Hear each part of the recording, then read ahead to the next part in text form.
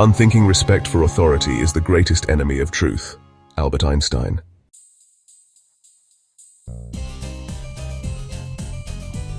The above quote distills in just 10 words a powerful truth that should be a fundamental tenet of our society, but one that seems to have been forgotten by our politicians and bureaucrats. In the decades post the end of the Cold War, it has been generally understood in the modern West that free speech trumps censorship, the latter being seen as the domain of authoritarian regimes such as the Soviet Union, enforced via intimidation, coercion, and political violence. Free speech should therefore be a celebrated bastion of liberal Western democracies, a concept to undergird our public discourse, media landscape, and academic endeavor.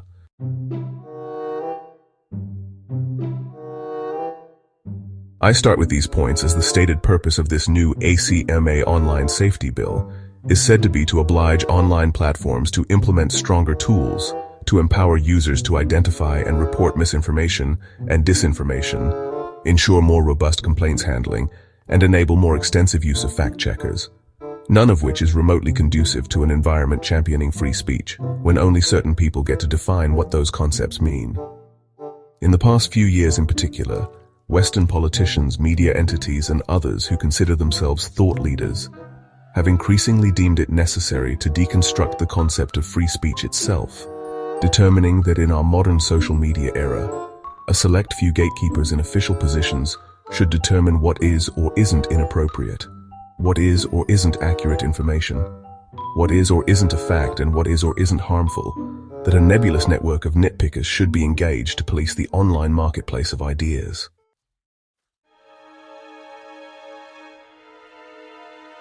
What makes it worse, however, is that speech is adjacent to thought, and what is increasingly obvious these days is that thinking for oneself is increasingly considered problematic by those who most wish to control the flow of ideas.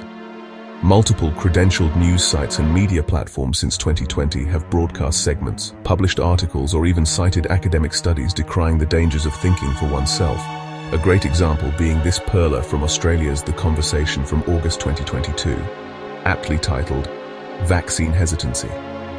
Why doing your own research doesn't work, but reason alone won't change minds."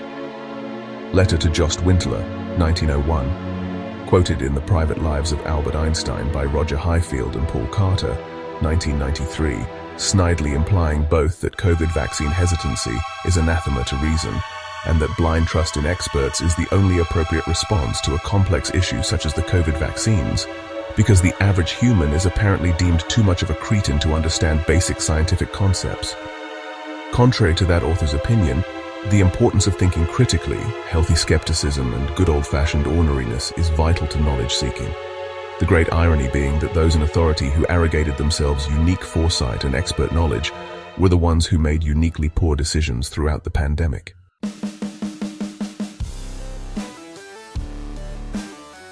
By August 2022, it was perfectly obvious to anyone with functioning critical faculties, even if they'd been, a bit discombobulated during those initial waves of pandemic-laced hysteria, that practically every aspect of the official COVID narrative and the vaccine rollout here and elsewhere was founded on a mix of incompetence, panic, greed, lies, and corruption.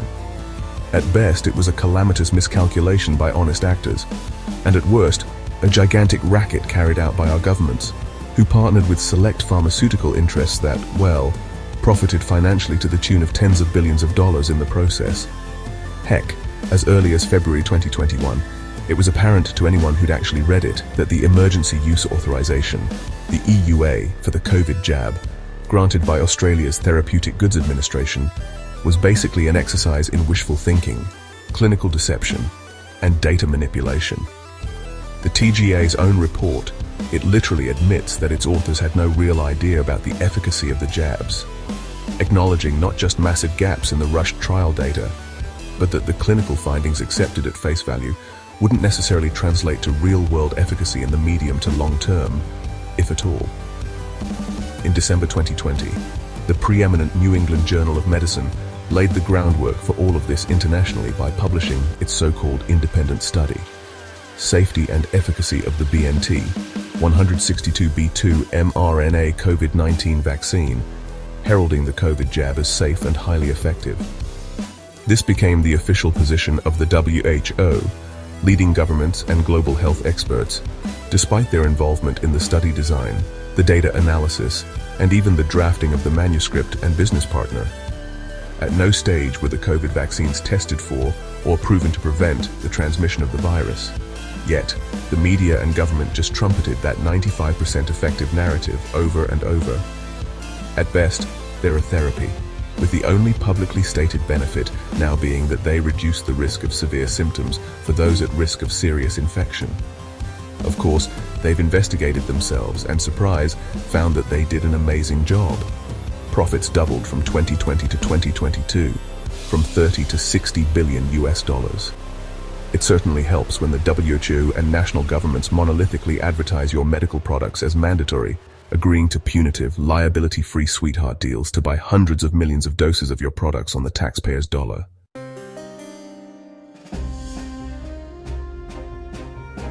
Of all the tacit mea culpas to come out of the health establishment during the COVID era, the redefining of the acceptable vaccine narrative from 2 doses will end the pandemic in 2020 to get a vaccine booster every 3 to 6 months because, we actually know they don't work very well. That one remains my favorite. How those who dutifully lined up to receive their first COVID booster and then their next, and so on, managed to reconcile the fact that they kept catching COVID regardless. Well, that remains a mystery to me. Purely by coincidence, the trusted authorities have now redefined the COVID vaccines as being an annual thing, shifting the goalposts yet again, despite there being no long-term safety or efficacy data proving that multiple repeated doses of an mRNA injection are appropriate. But hey, who needs safety data when there's vaccines to sell and governments providing the funding? Despite independent analysis of the vaccine trials being critical, very critical of its study design and the published findings, not to mention the obvious conflicts of interest on display, official sources declared it to be proof that the vaccine was a pandemic panacea. Publicly, it became heretical to state anything else, and silencing any rational critique as dangerous disinformation became instrumental to the canonization of the "no one is safe until we all get jabbed" mantra.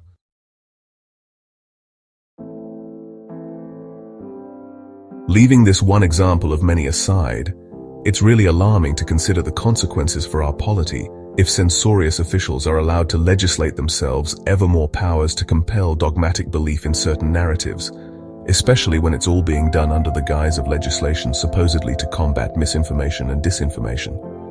Among the greatest perpetrators of misinformation, disinformation, subterfuge, gaslighting, and outright lies in this country is the Australian government in its various guises, departments, and affiliates, helped along by numerous legacy media entities that disseminate its messaging, not least the ABC, its chief enabler. Why on earth should I trust the Communications Minister Michelle Rowland when she says this legislation will be balanced against freedom of expression, which is, in her words, at the heart of democracy? The government likes to portray itself as the bastion of truth and integrity, yet it has failed so often, especially recently, to display even the least semblance of transparency and impartiality. Frankly, I find the prospect of this legislation hypocritical and duplicitous in the extreme. Numerous political leaders, for example, spent the better part of 2021 and 2022 making frequent false and slanderous remarks about the unvaccinated, fueling apartheid-style rhetoric online, and the implementation of draconian measures to coerce COVID vaccine uptake. Yet they managed to convince themselves and the media that none of their words or deeds could be construed as harmful, because the unvaccinated somehow deserved the vitriol politicians were spewing, merely for being circumspect, thinking critically, or not blindly doing as they were told. So much for freedom of expression. Throughout 2021 and 2022, the Australian government, much like its counterparts in the US, UK, New Zealand, and Canada, relied heavily on a network of fact-checkers, the state broadcaster, academic institutions, nudge units, and a whole panoply of tame media and social media entities to make sure the public was, well, deliberately uninformed about practically all aspects of the COVID pandemic. The public would not be allowed to make up their own minds about ongoing COVID developments, trends, statistics.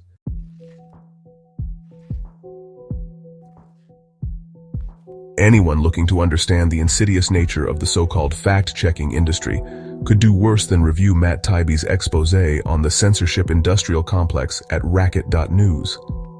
The fact that this was actually valorized by establishment scientific publications such as Nature really says a lot, doesn't it? Deliberately manipulating public perception by weaponizing behavioral psychology at a societal level to coerce certain behavior is, well, just not okay. The amount of government money paid to media entities in this country and elsewhere throughout the COVID pandemic to promote the official government line remains rather nebulous. Maybe, just maybe, there'll be an accounting one day of just how many tens of millions were spent selling fear and paranoia under the guise of ping grants and other relief programs launched by the government to support media during this period. Instead of being given honest information and data, we were told what and how to think about events, always from the official perspective, no matter how incoherent the message. The public had to believe, for example, that COVID was an existential risk to everyone, regardless of age or underlying health, or that COVID vaccines were not just effective at stopping transmission, but the only path to pandemic salvation, fueling that quixotic zero COVID policy, so beloved of certain Australian premiers. The idea that the perfectly healthy should be locked down, or that natural immunity after recovering from the illness suddenly ceased to be a scientific reality. Well, let's just say that these official narratives, deemed monolithically irrefutable by the entire health establishment and repeated relentlessly by the media for months on end, have thankfully been shown to be, rather more than slightly inaccurate since then. One of the more egregious utterances by a government leader in this context was the example of ex-New Zealand Prime Minister Jacinda Ardern, who saw fit to publicize her authoritarian tendencies by professing in 2020, when discussing her government's COVID planning, "You can trust us as a source of that information. You can also trust the Director General of Health and the Ministry of Health. Otherwise, dismiss anything else. We will continue to be your single source of truth. Everything else you see, regard with a grain of salt." In what sane world would any informed citizen choose to suspend their critical thinking and submit themselves myopically to the dictates of their government being their single source of truth? Did Ardern really think so little of her citizens' discernment or cognitive abilities? Should the public all just deny their own minds and submit to authority?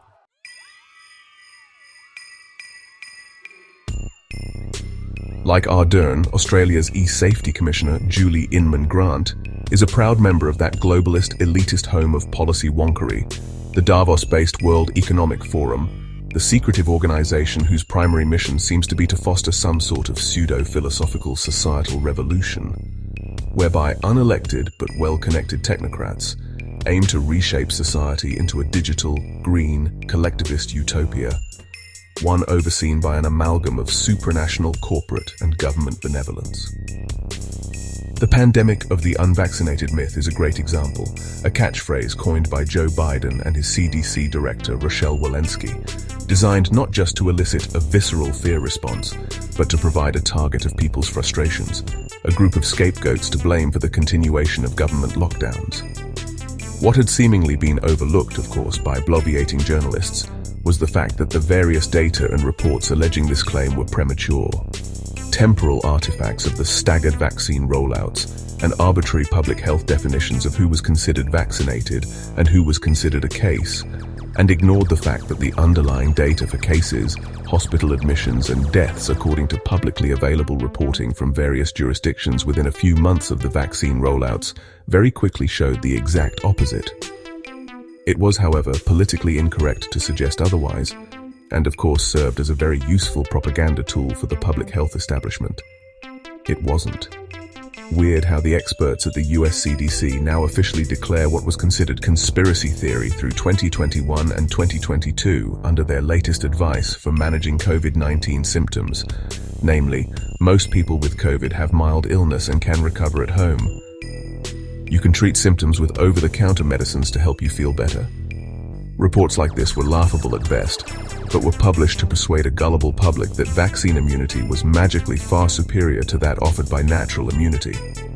Whilst one can understand the e-safety commissioner tackling her core missions, cyberbullying, explicit online content aimed at minors and so on, Inman Grant has publicly stated that she regards online invective as being akin to launching a ballistic missile laden with toxins. Such is its threat. Of course, hyperbole of this nature is utter nonsense, but it feeds the modern industry of confected online moral panic, driven cynically by modern media for clicks, mostly seized upon by the politically motivated to leverage attention for ideological and political point scoring under the banner of political correctness.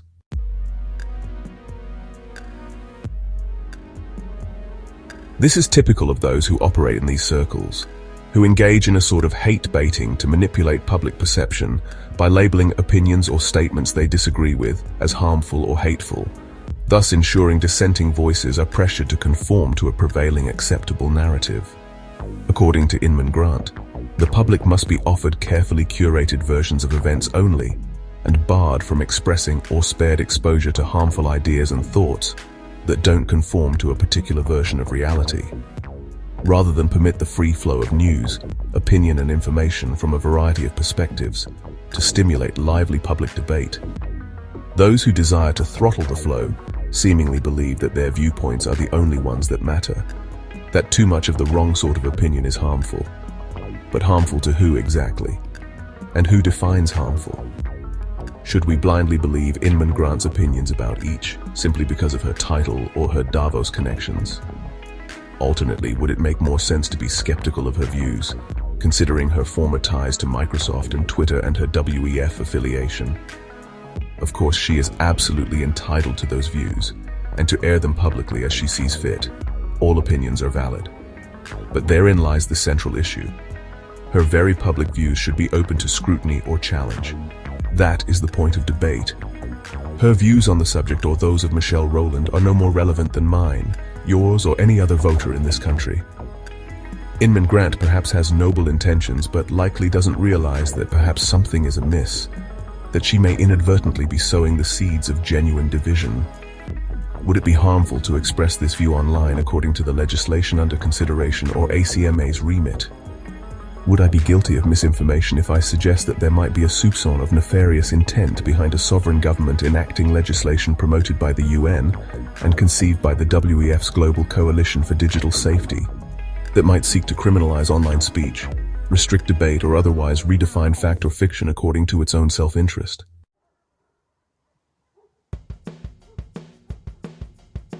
In which you will own nothing and be happy, according to WEF member Danish MP Ida Auken. George Carlin famously once quipped, "Political correctness is fascism pretending to be manners." A classic example of this is the modern obsession from within certain activist circles to label criticism of the actions or words of anyone even remotely connected to Judaism or the State of Israel as anti-Semitic, notwithstanding the veracity of the original criticism. I am referring to the fact that the United Nations published its Our Common Agenda Policy Brief 8, Information Integrity on Digital Platforms, in June 2023, as part of its Agenda 2030 updates leading up to their Summit of the Future in 2024, in which it purports to uphold the concept of information integrity, with its central thesis being that this is threatened by disinformation, misinformation, and hate speech. The document defines misinformation as the unintentional spread of inaccurate information shared in good faith by those unaware that they are passing on falsehoods, and further asserts that misinformation, along with disinformation and hate speech, pollute the information ecosystem and threaten human progress. What an amazing coincidence. Brief 8 proceeds to argue for a multilateral governmental agreement to tackle the issue, to control digital content, and ensure that online platforms don't promote so-called misinformation, disinformation, and hate speech, to limit the online harms that these may cause. Lucky then that those who participate in the drafting of UN policy documents such as this to police the world's online content are those most likely to benefit from said policing, as governments like ours apparently operate in lockstep with them. Sarcasm aside, who benefits? Unless US plebeians are being kept in the dark about a series of sinister global catastrophes unfolding that will disrupt the very fabric of the universe itself if the powers that be don't engage in online censorship. We all know the answer to that. There are already too many special interest groups, corporations, and individuals who both benefit from and unduly influence government decisions, said influence often supplanting the will of the voting public, or usurping the direction in which a country is taken politically or culturally. This is the unwarranted influence mentioned in the famous speech by outgoing US President Dwight D. Eisenhower in 1961, when he warned about outside parties to the US government usurping unearned authority over government decision-making. We are living this reality now, and it is not only fraught with danger, but quite literally exists to further the interests of unaccountable, unelected, UN-aligned, Davos-attending bodies and individuals at the expense of the Australian voting public. It was therefore all paying attention to see during the COVID pandemic a vast coterie of pharma enablers and influence peddlers, profiting from their ability to influence government legislation and shape public opinion. The Australian government at various levels spent the years of the COVID pandemic spreading enough genuine mis- and disinformation to last the beleaguered citizens of this country a lifetime, engaging in industrial quantities of gaslighting and fear-mongering in the process. There was an astonishing amount of misleading and downright false information emitted by authoritative sources throughout, most notably from public health authorities, health ministers, pharma executives and legacy media, demonstrating a concerted effort to ensure that the public acted a certain way and believed certain facts as irrefutable. A huge amount of this took place online via platforms such as Facebook, Twitter and YouTube. Anyone challenging so-called authoritative sources, whether presenting data and expertise from reputable independent sources, pointing out scientific absurdities, blatant contradictions or logical fallacies, arguing for caution, or those simply expressing concern at the knee-jerk authoritarian excesses of the official COVID response, regardless of their intellectual or professional bona fides, was met with derision and hostility, deemed dangerous, selfish, irresponsible, a conspiracy theorist. And that's before they were censored on or deplatformed from Facebook or Twitter. One was apparently not allowed to question any aspect of the official COVID narrative and remain a citizen in good standing. And ACMA sits in the middle of this, advocating for more of the same, declaring without a hint of irony that the online propagation of disinformation and misinformation presents an increasing threat to Australians. That there is an infodemic of online disinformation and misinformation, particularly in relation to the real-world impacts of COVID-19 in its June 2021 report to government, the progenitor of this proposed legislation. The 150-page report lists no individual authors and presents as a monolithic treatise, implying that anyone or anything that dissents from a particular orthodoxy must either be conspiracy-based or the outcome of misinformation. It repeatedly employs the old chestnut of conflating genuine sentiment, say the informed or conscientious opposition to COVID lockdowns, with the idea that thoughts like these must be the result of exposure to misinformation, or conspiratorial thinking because authoritative sources disagreed. Given the pandemic had been announced 6 months prior, it is understandable that COVID was a central facet of the report. It cites numerous academic and media COVID experts as categorical, irrefutable evidence to stifle the murmurings of those nutty online COVID conspiracy theorist groups, the only problem being that with the passing of time we find that, through the occasional grudging admission or tacit shifting of the goalposts, most of these expert citations from 2021 should be deemed disinformation today. One of the interesting paragraphs can be found on page 46, citing a survey study out of the UK that declares COVID vaccine hesitancy to be higher among people using online search engines other than Google, implying as early as January 2021 that people who exhibited COVID vaccine hesitancy were more likely to believe in conspiracies. This is so emblematic of the mindset of the authors of the study and the information environment created by the pandemic that continues to this day. Frame the scenario in which any and all dissent from an official narrative, regardless of how informed, is seen as emblematic of conspiracy, and simply exclude any refutations from those who would challenge the assertion. And then frame the conspiracy as dangerous. Job done. Thinking is dangerous. Don't think for yourself. Google it. Does ACMA truly believe its own report still holds water in August 2023? Does it stand by its position statements regarding COVID-19 misinformation and disinformation circa June 2021 today? Is the undermining of trust in authoritative sources as the June 2021 report suggests really the consequence of online misinformation? Or is it the consequence of those authoritative sources acting in bad faith, being proven time and again to have been dishonest? How is undermining official health advice a real-world consequence of so-called misinformation, when so much of that official health advice during the COVID era has been shown to have been nothing more than a collectivist, one-size-fits-all orthodoxy in which the vast differences in potential health outcomes between individuals, based on their underlying health, medical history, age, fitness, lifestyle, diet, pre-existing comorbidities, and general susceptibility to a novel respiratory virus was simply ignored. The official health advice may have been official, and it may have been advice, but it had nothing to do with health. So as millions of Australians emerge, blinking from their collective government-prescribed, media-driven COVID stupor, the truth slowly emerges that the very expert class that implemented Australia's lockdowns mandates masking response in lockstep with global orthodoxy that suspended common sense, ignored established pre-pandemic medical science and public health protocols, denied the concepts of privacy, freedom and dignity, shuttered economies and small businesses, racked up trillions of dollars in unnecessary government debt, broke global supply chains, and hampered the lives of so many for so long, did so through a combination of incompetence, arrogance, self-interest, and rigid conformity to authoritative voices.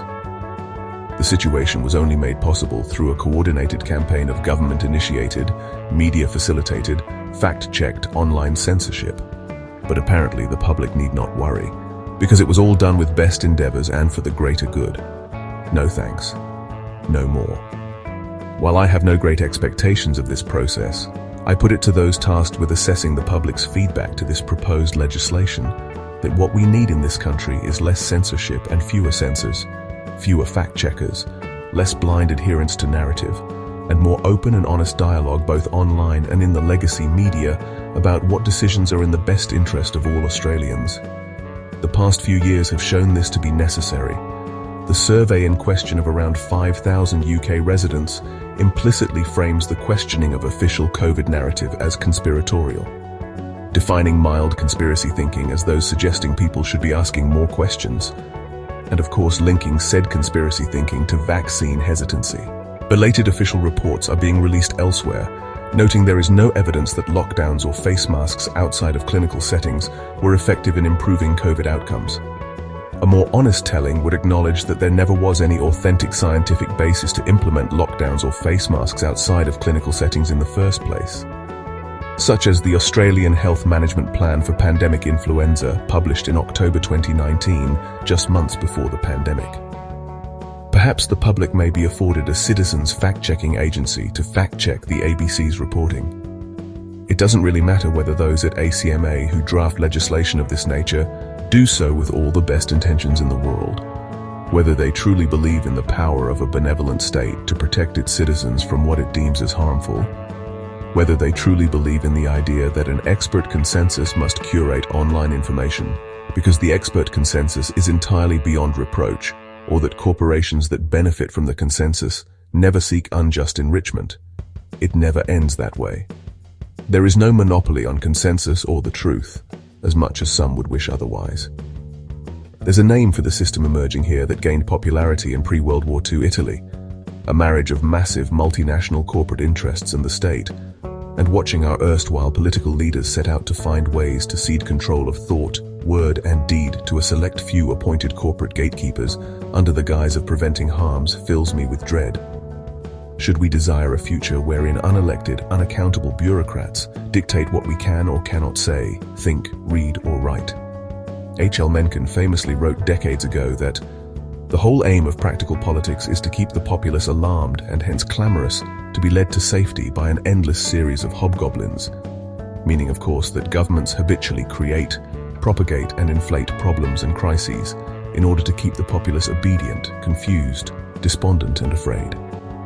This is true currently of the COVID crisis, climate alarmism in all its guises, Russia, the incessant ululation about far-right extremism, or the bogeyman of fascism lurking around every corner, the elevation of gender ideology into every facet of existence, and every other phobia and ism going.